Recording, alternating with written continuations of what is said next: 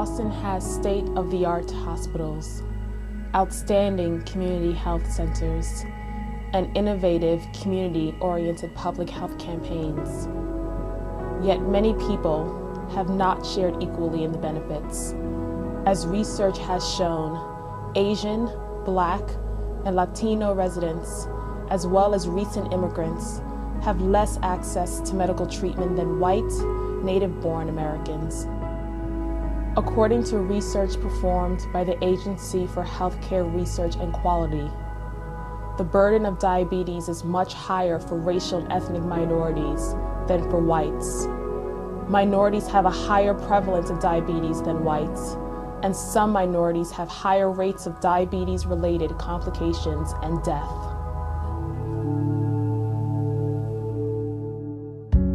Now you're out there swimming in the deep,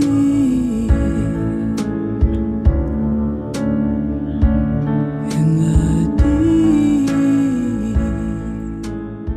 When you line up all the issues that we deal with every day and you separate the ones that are untreatable, unfixable, we can't do anything about, versus the ones that if people change this or change the course of action, change the way we eat, change the way we treat each other, that we can accomplish it. I would put the healthcare disparities in that category. Our inability and failure to have done it to date has cost us so much. We are not the healthiest and the mightiest that we could be as a nation, as a state, as a city, when you have such large populations of people whose health is not maximized. And so I see it as a security issue.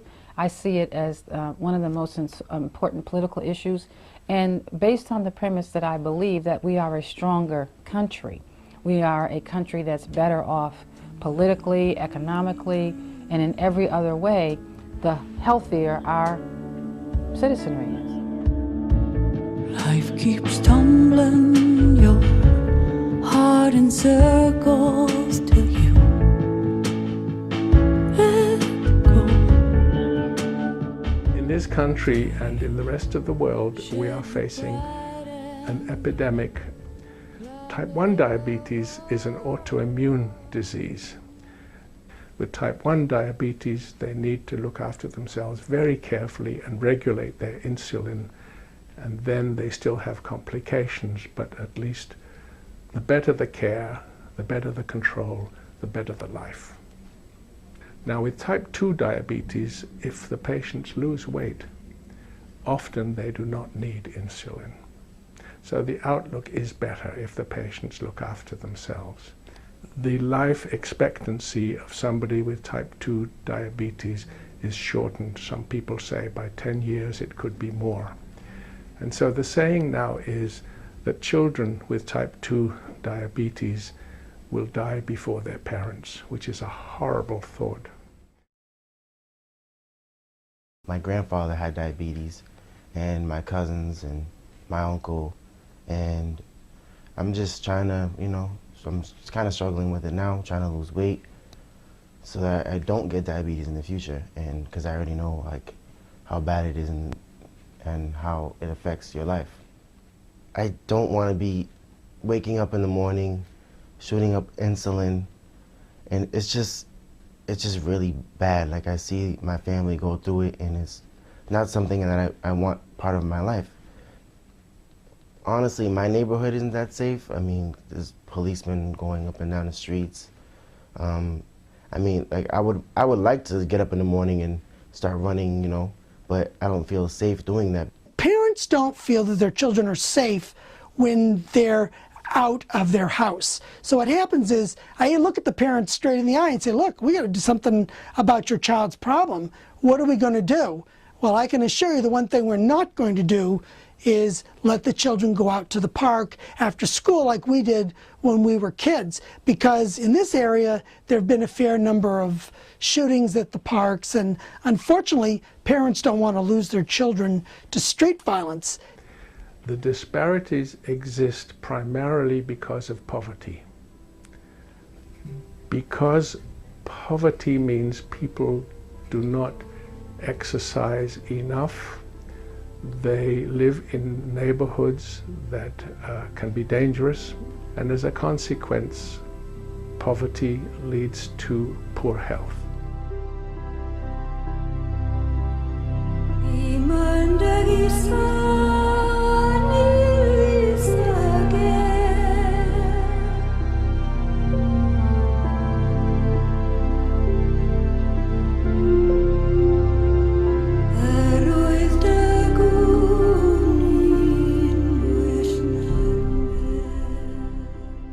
I've been working with Boston Healthcare for the Homeless as an internist for the past 4 years. We estimate that we probably have between 500 and 600 patients who are diabetic in our practice. And we have clinics in about 70 shelters around town, and we also do street outreach on the street, but we certainly don't take care of every homeless patient in Boston, so I'm sure that's an underestimation. Diabetes is a very good example of a disease that highlights the difficulties in caring for chronic illness in the setting of homelessness. Diabetics who are living in shelters or on the streets or doubled up in friends' or families' homes have difficulties taking care of diabetes. I'm a 56-year-old Afro-American.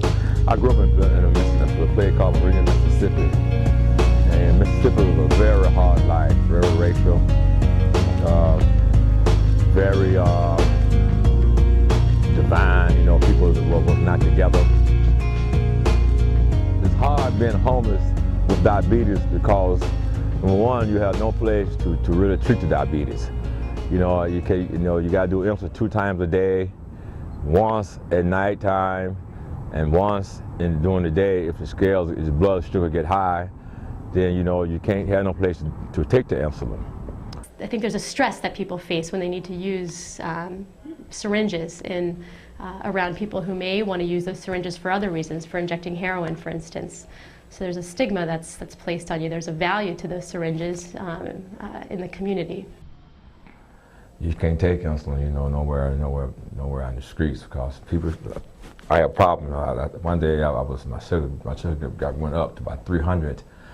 I was in this bus station and I was getting my insulin, and then someone came and called the police and saying that I was shooting dope.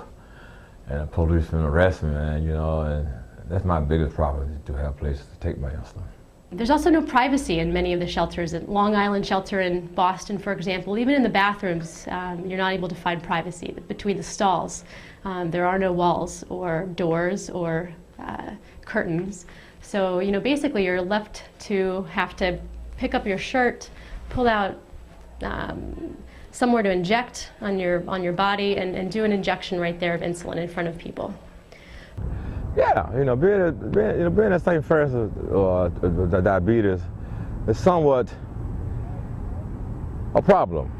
Number one is because you go to the bathroom, you see a lot of guys in there shooting up, smoking weed, laying on the floor, and they only got 2 bathrooms in there. And when you go in there to do your insulin, and you can't do the insulin now because they do not allow needles on the premises.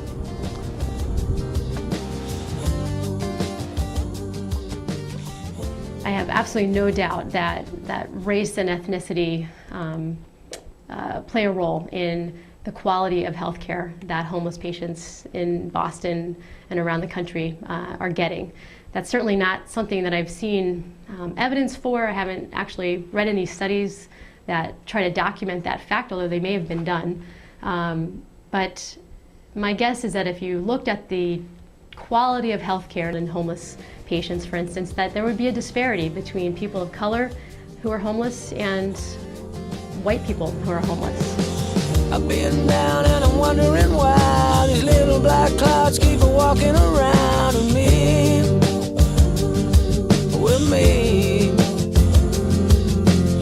When you look at indicators such as high cholesterol, high blood pressure, obesity, lower limb amputations, and access to healthy fruits and vegetables, we know in Boston that blacks and Latinos fare worse than their white counterparts. No one wanted to believe that college-educated black women were still suffering from breast cancer at higher rates and dying, had a higher mortality rate than high school graduate white women.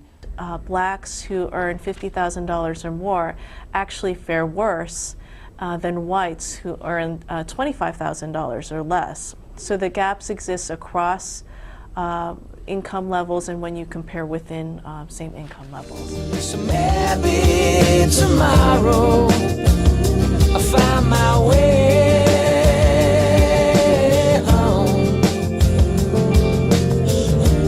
So maybe tomorrow.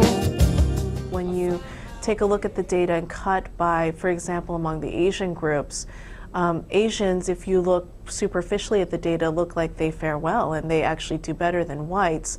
But when you look at the Asian data and actually look at subgroups such as Vietnamese and Cambodian, their numbers are sometimes comparable, oftentimes comparable to the black data that we collect, and in some cases are actually worse.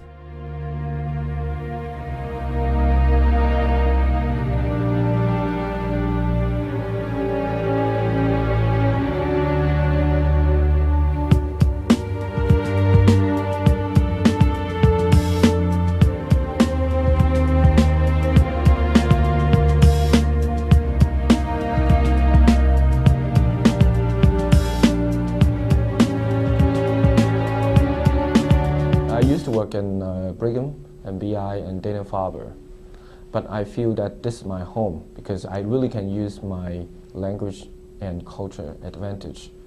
Basically, yeah, there's two barriers, one's language and another's culture. And here, because we all come from the same place, some of them come from the same village. They try to relate it to me, have the same last name, so it does make a big difference.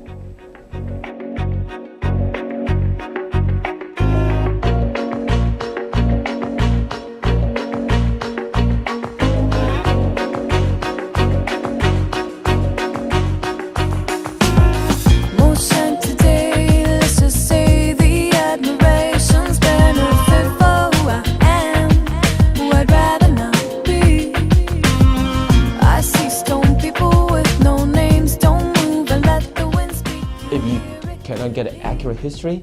Dizziness. What's dizziness? In Chinese, you know, 頭暈呢, they come in with a complaint of dizziness, but need to figure out what they really mean. The language barrier is a huge problem for me. The vast majority of the patients that I see, more than 50%, speak Spanish as their native language. Try to imagine yourself in Mexico if you don't speak Spanish, and in an exam table. Think about that. And you try to explain it to your doctor. It's my right leg's hurting, so they cut your left if you misinterpret just a little bit. I've been treating with ChemKing for almost 5 years? No, more than 5 years. More than 5 years. Yeah. So I've been in practice for 10 years. It's a little bit difficult to get them to really understand, you know, the diet, and it's important in treating diabetes. On the other hand, they tend to use quite a few of herbal medicine, so we need to discuss anytime we treat diabetes patient. Yeah, just like hair, those in the colon, right. Those one in Chinese way, they boil those one, make a soup, and they're supposed to be good for diabetes. I'm not sure it's right or wrong, but yeah. So sometimes what happens is that instead of dealing with them, you say you should stop it, and I let them try it for a week or so, and then check their glucose. If it works, then, well, it works. If it doesn't, then, hey, you need to take the medicines. See, he believes it works. It is still difficult to convince them to use insulin, because in general, we don't like needles. I don't think you like it either. So, as I said, I give them a time for them to have a diet control and try whatever herbal remedy they prefer. If it doesn't work, then come back. They tend to more compliant. 佢問大概即係多數如果有糖尿病嘅病人入嚟咧，即係我點你做個例子啦，食少啲飯啦，係啊，食少啲糖啦。So they tend to, you know, they know they should cut down the sugar intake, but they don't know they should cut down the carbohydrate as well. I mean rice and potato and fruit, all those kind of things. It's a struggle. Less rice, more beans.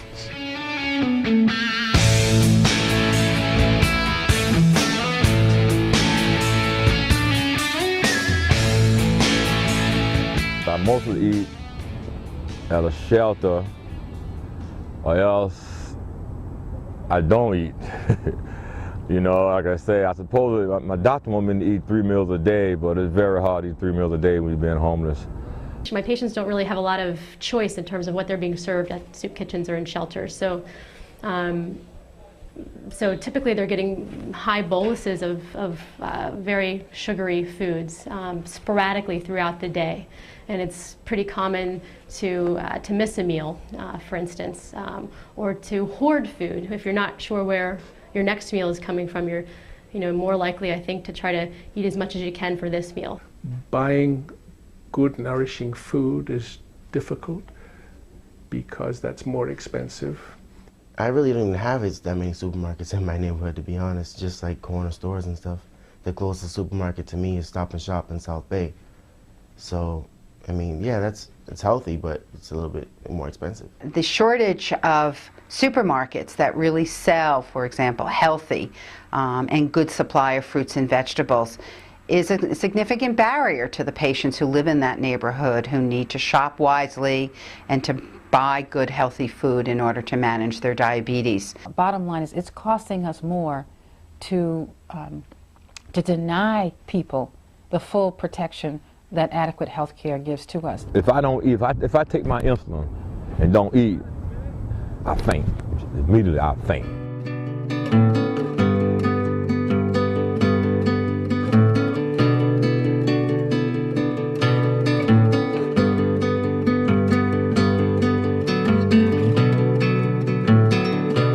Don't you know that I'll be around to guide you through your weakest moments? It's going to take a major cultural shift and a change in our cultural orientation, I believe, to really, in fact, have a stronger and a larger impact on care.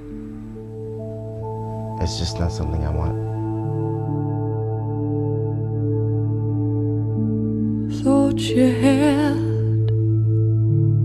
all the answers to rest your heart upon,